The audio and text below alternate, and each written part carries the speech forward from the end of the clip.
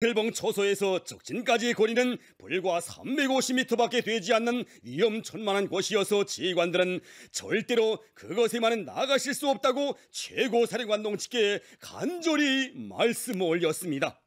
오성산에 올라왔다가 그들을 만나지 않고 가면 얼마나 섭섭해하겠는가.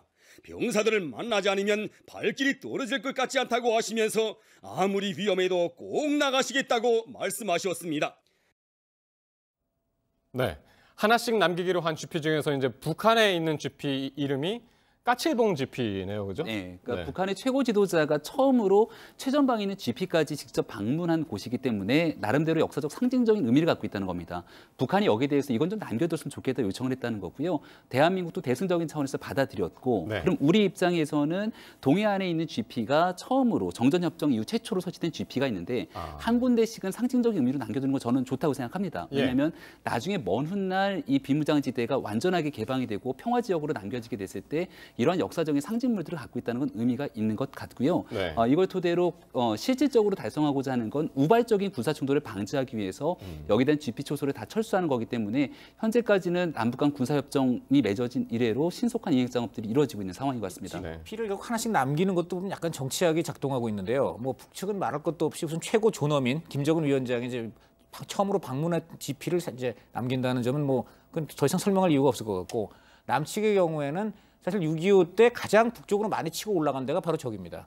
네. 아시다시피 원래는 38선이었는데 38선의 경우에는 지금 속초, 양양 거기가 다 북한 땅이었습니다. 네. 설악산도 북한 땅이었어요. 그런데 이제 그쪽이 전과가 좋다 보니까 많이 올라가서 금강산이 거의 눈앞에 보이는 369 GP까지 올라간 겁니다. 네. 그러니까 남측 그래서 그때 저 전쟁 끝나고 서로 그 땅 교환을 해보니까 남한이 땅을 많이 더 얻었어요. 그러니까 38선이었던 것보다 네. 휴전선으로 돼 있는 현 상황이 남한 땅이 조금 늘어났습니다. 북한이 땅을 좀 뺏긴 상황이 됐어요. 네. 그래서 그런 점에서 아마도 우리로서도 그렇군요. 369 GP를 남기는 의미를 두는 것 같습니다. 예. 오늘은 이제 굴착기로 나머지 그 철수한 그 GP들을 지금 이제 무너뜨리는 그런 작업들을 하고 있는데, 지금 가장 궁금한 것이요. 많은 분들이 관심 있는 게 판문점 그 초소. 네. 거기 언제쯤 방문할 수 있는지 그 부분은 상당히 궁금해하더라고요. 그러니까 JSA 같은 경우도 실질적인 최종 점검을 통해서 이거 이제 민간인에게 개방하는 날짜를 조정하고 있다고 얘기를 하고 있는데요. 네. 이르면은 이달 중순 정도가 되지 않겠는가라고 얘기가 하고 있거든요. 그러니까 실질적인 민간인들이 가서 참관할 수 있는 시간은